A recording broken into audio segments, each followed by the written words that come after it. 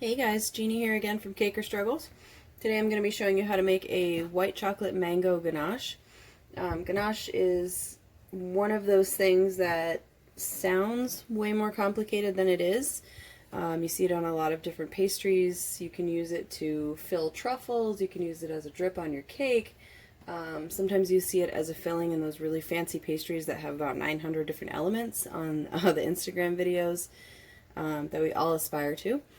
But it's actually very simple. So normally it's chocolate and heavy cream, but when you want to make a fruit ganache, you can either substitute half of the cream for a fruit puree, which is what I'm going to do today, or you can use all fruit instead of the cream.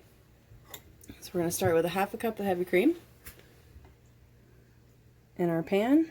You can use heavy cream or whipping cream. It's a very subtle difference. Usually it's like a half to 1% in milk fat, I believe, from what I've seen.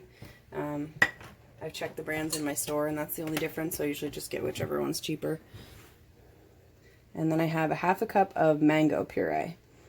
So this is just frozen mango that I bought at the grocery store. I let it thaw and then I pureed it really well. You can also strain it.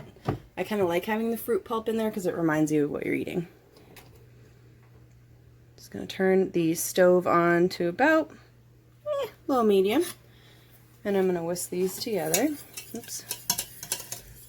I made this with blueberry puree the other night from some fresh blueberries that my boyfriend and I had picked, and it was so good over the lemon blueberry cake that we made. Well, I made. Alright. So that's all whisked together. We're just going to let that come to not a boil, you only want it to simmer. You just want to be able to see small bubbles.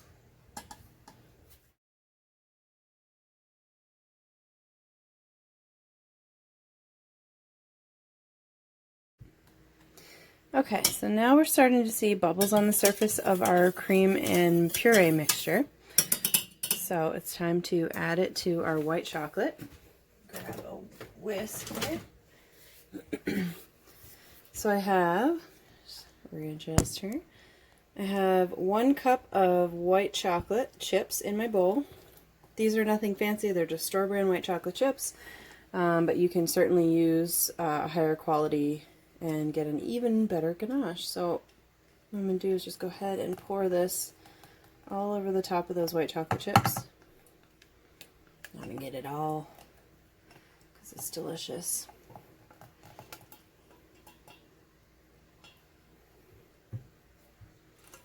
Okay. And I'm just going to make sure that all the white chocolate chips are covered.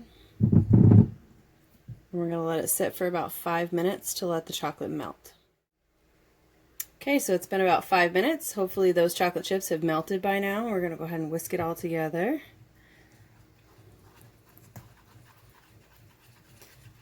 And as you whisk, you'll kind of see the melted chocolate start to become one with the cream and the fruit.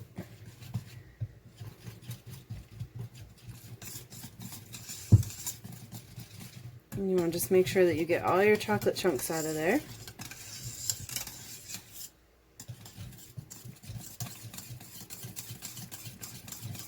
And it's going to be fairly thin at first because it's still hot. So the chocolate is still very melty. Okay, so you could go ahead and strain this through a fine mesh strainer.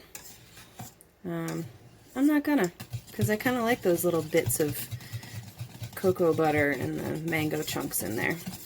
Just making sure that it's really, really well combined. And then we'll just let it cool for half an hour to an hour, I'd say. And cover it with plastic wrap, put it in the fridge, and then it should be ready to work with. Alright, so this mango ganache has actually been chilling for about an hour and a half or so. I put it away while I worked on another video, but it's now pretty much the perfect consistency for piping. I've got a batch of macarons in the oven that I think I'm going to go ahead and fill these with them. I might make a coconut buttercream to pipe a dam around the edges of the macarons and put this in the middle, but I haven't really decided yet. I'm going to wing it.